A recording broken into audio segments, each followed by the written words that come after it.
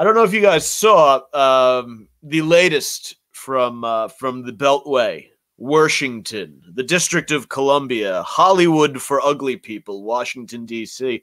They had last week, Hunter Biden, I guess, did CBS Sunday Morning interview, which I don't really give a shit about. I don't, the Hunter Biden thing, the Matt Gaetz thing. It's we're just fucking, I'm scandaled out.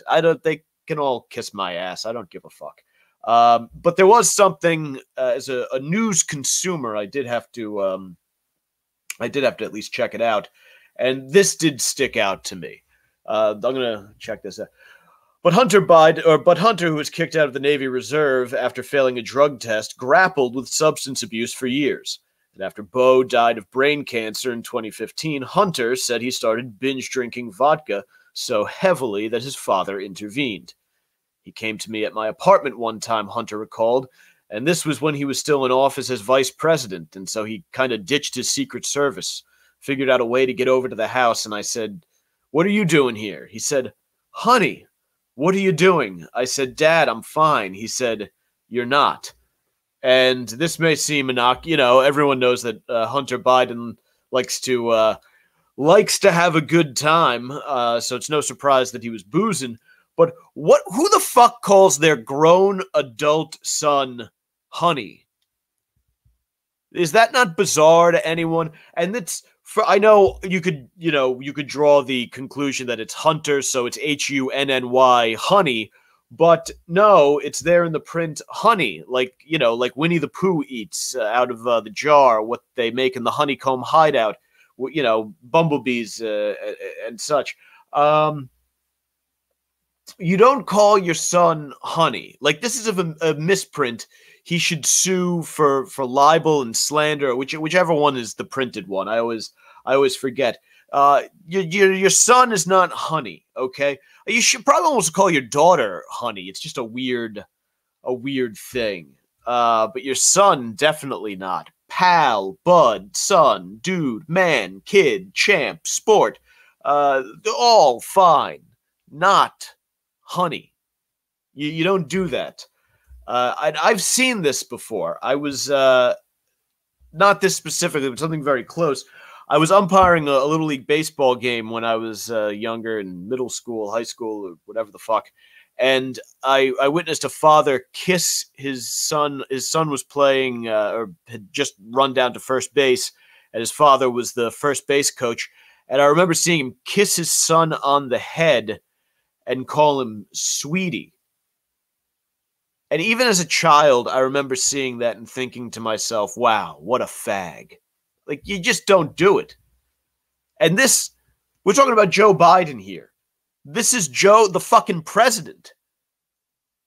I mean, he's the ruler, the leader of the free world. He's speaking to his grown adult son, and he's calling him honey. How do we trust this fucking guy to run the country? How does the guy who calls his son honey, how does he face down Putin, China, Iran, North Korea, the Islamic State? I mean, they're going to be looking, this weakens us on the world stage. These people, these nefarious types, are going to be looking at us, and they're going to say, the president of the United States is a pussy who calls his son honey. We can't have this. And this isn't a Democrat-Republican thing. I'm not one of these party guys. This is, we can't be pussies on the world stage. And when you're calling your adult son honey, we look like fucking pussies. It's ridiculous. And Hunter put this out there. Like, what the fuck is he thinking? I mean, that's an intelligence failure. I mean, when we were in Iraq, they preached operational security, right? And all over the Marine Corps, whenever you go to a different country, whenever you're out on the road, whenever you're out on libo, operational security. Don't give the enemy a leg up. Don't let information slip. Like the fact that the president calls his grown son honey, that the Bidens are fucking pussies. You don't let that slip. You seriously have to wonder if Hunter Biden is a spy And if this is part of, maybe the Chinese are into him for a shitload of cash, and he's going to get his dick cut off, or they're going to put him in one of these Uyghur fucking concentration camps that the Chinese have out there if he doesn't do a little work for the Chinese. So, but he can't be blatant about it because he's in the public eye. So what do?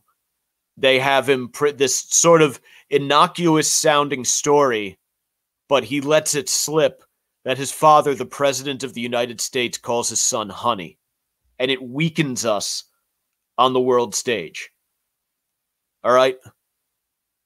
I can see, I mean, I hope you guys don't think I'm ripping off Alex Jones, because I could see him coming up with this theory, right? It is a Chinese psyops campaign. Sorry, Alex Jones always dries out my esophagus. It's a Chinese psyops campaign. They're using Hunter to make America look weak on the world stage. A world leader can't call his grown son honey. Think about it. I think it makes sense. I'll let you chew on it over the long weekend. I don't know what the fuck that means. I'm fucking around. I've been drinking. It's been a while since I've had bourbon, and I took a couple whacks off the vape pen here, and yeah. So we're having a great time here at the Savage Sacktap, and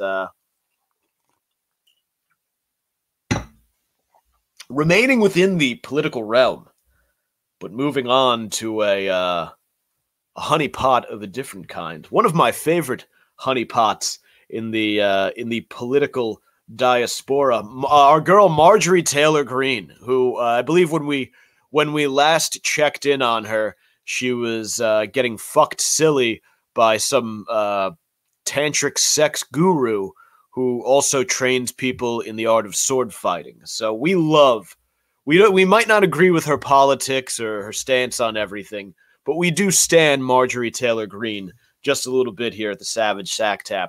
And last week she put out a CrossFit video. She was doing like cleans, and she was doing some it looked like thrusters or overhead presses, and then she did some kipping pull-ups.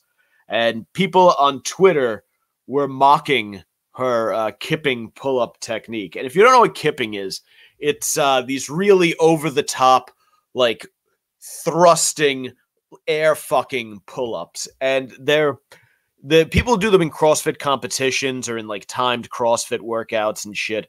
But in the rest of the fitness world, they're kind of frowned upon because they're not great for your shoulder. I mean, if you do a few of them a week, it's not a big deal, but they tend to do them for very high reps. And people on Twitter were just shitting on her technique. And it was one of those moments where you're like, this is what we've come to. This is the state of American political discourse, is people debating a sitting congresswoman's pull-up technique. Like, we have just been thrown completely off. Like this, it really does lend credence to the whole stimulation idea, or the idea that maybe there is some fucking reptilian force just trying to keep our attention on anything but the fact that we are being run by a cabal of fucking lizard people. And people, like, this is great. Like, people were really getting into this on Twitter. We have Matt, who describes himself as a Jewish homo in stiletto heels. His pronouns are he, they. Says, love, COVID doesn't give a fuck if you do CrossFit. We have another one. COVID particles see this, leave the room terrified. We simply don't want to fuck with that, they say to themselves. The air around her muscles, simply immune, a scientific miracle. Who is Alex Friedman, who claims to be a comedy writer. It would have been nice if that tweet fucking included a joke, fucking hack. Picking up heavy stuff does not stop a virus from infecting you. The Marquis de Lafayette, who, unfortunately, not the real Marquis de Lafayette. It's just a fat guy who describes himself as a woke-topian. And a lot of people were referencing like athletes getting COVID, and The Rock got COVID. what you have to understand is The Rock, it lives a fucking Hollywood schedule. He's zipping all over the fucking place. He's doing all sorts of shit. Like, people like that are incredibly run down, and they're exposed to a lot of environments where we can get coronavirus. Same thing with athletes. As good as physically impressive as athletes are, athletes often have very run down immune systems because they're constantly working them. Like, think of the schedule an athlete has. You play a game, you hop on a plane, you play a game in another city. It's a day game after a night game, et cetera, et cetera. You're out there you're on top of each other during practice and in the locker room and what have you. So athletes are often in conditions that are ripe for coronavirus. But what these liberal pussies don't understand, and I'm saying liberal pussies because not because, again, I'm advocating for one political side or another, but in this case, this is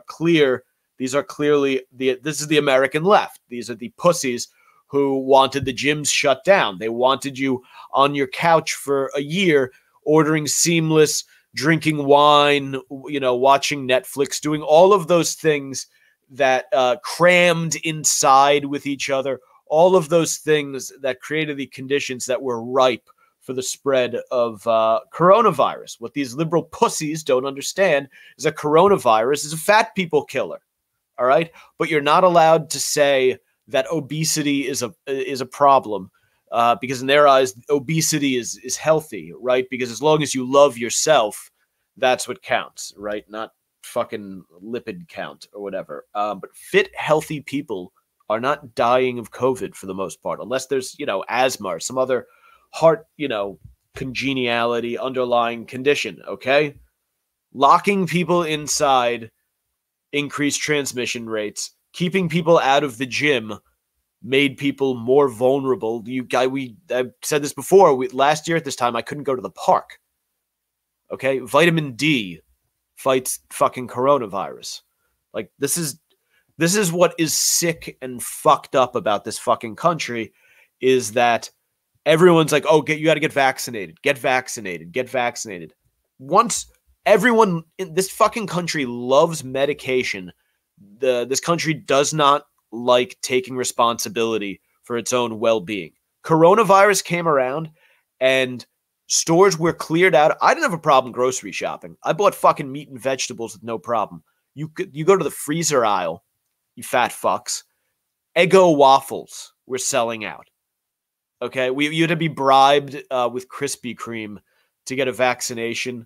Like, let's just say it again. This is every week now. We're a country of fat fucks, and we don't take responsibility for our physical well-being. I say as I pour bourbon down my gullet.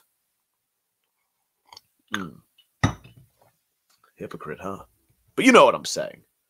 I busted my ass in the gym this afternoon, motherfucker. But yeah, there are, and it's funny, as we get closer to the end, what I'm hearing about, because now people are double masking, of course. That became a thing over the winter, because I think some asshole on Twitter just was like, or maybe in the White House press pool was like, well, if one mask is good, shouldn't we wear two? And then, of course, since everything that gets thrown out there into the sort of, what do you call it? Not the lexicon, the zeitgeist. Is that it? Because everything that gets thrown out there must now be considered. People were like, oh yeah, we should be double masking. Like, I think de Blasio, I think they made it policy around City Hall that you had to double mask in New York City, like city buildings. Like, people are like, yeah, double fucking masking. And these people are now, as we get closer to the end, are saying that they're afraid to return to normal. They have what they call their COVID caves that they're afraid to leave. And what they dream of, and this is why so much about lockdown was so suspicious when you were like there were people who were loving it that just got into the fucking COVID lifestyle. And I think that the conditions that it created, specifically, I mean, obviously the conditions don't have, conditions can't have intent, but I think the conditions create, because I want to say the conditions preyed upon, but not, the conditions didn't prey upon. I think what happened was we went into lockdown and people got locked down and they immediately felt this sort of comfort where they were doing everything digitally. They were ordering shit off of Amazon, seamless. They were watching Netflix. They were working from home. Their anxiety was getting jacked up through the roof, and then they were just hooking themselves up with this IV of like little pleasures, like fucking baking junk food and French toast and all that shit. Everyone was going crazy. A guy I know was actually in a commercial for, I think, Panda Express or some shit, where they were all on a Zoom call eating Chinese food. And it's fucked up how that really did mirror the everyday reality for so many people. Because if you don't have to fucking get up and commute in the morning, if you just have to get in, log into Zoom once in a while and say you're working from home, you can just get fucking wasted every night and eat junk food. And who gives a shit? You're rolling out of bed, you're farting up the fucking house. Who fucking cares? And people have gotten so used to this that now they don't want to go back. They're fucking terrified of going back to normal and engaging in human interaction. Those muscles have atrophied. It's fucking wild. Like, this is really fucking nuts. And you see how, and like, you can get all conspiracy theory about this, but you see how easy it is to just lull people into this this soft fucking life. Like, it's not like, you don't want to sound like one of those fucking wackos who's like, yeah, soft, easy times make for soft people, hard times make for hard, like those guys. But it kind of does lend credence to it. Like, listen to these fucking pussies. When David Judowitz ventured out to get his first dose of the COVID-19 vaccine last week, it was only the fourth time he had left his New York apartment since the pandemic began, and he wasn't going to take any chances. Before heading out, Judowitz put on his N95 mask, his face shield, and cargo pants with multiple bottles of hand sanitizer in the pockets. When he got to the clinic, he waited outside until they called him in. Once inside, Judowitz was so worried about catching the coronavirus from the other patients in the lobby that he went to the furthest corner from everyone, took out a plastic shopping bag, and put it over his head as extra protection. This fucking guy, first of all, these multiple bottles of hand sanitizer. How much fucking sanitizer? You've left the apartment 4 times. How much sanitizer do you need? What are you touching? And why not at that point just put on some fucking gloves? He put a bag over his head. Like, this is insane fucking behavior. This is insane behavior, but this guy would tell you that he's listening to the science. Is this what the science is driving us to do? Several people thought I was crazy, Judowitz said. Really? Several people thought you were crazy. Everyone should have thought you were crazy. There should be consensus that anyone who sits in a fucking corner with a bag over their head and multiple bottles of hand sanitizer in their pockets, it's not up for debate anymore. You're a fucking lunatic. I was just that terrified. It was just that strong of an anxiety. I just felt like I needed an extra layer. I mean, this is insane behavior. Fucking CNN did this. And the Washington Post, the New York Times, MSNBC, they did this, okay? If you're going to blame Fox News for the guy dressed like a fucking Viking storming the Capitol, then we have to blame the other media outlets for shit like this, okay? And this is like, my parents became fucking insane during lockdown. They were locked inside watching Anderson Cooper all fucking day.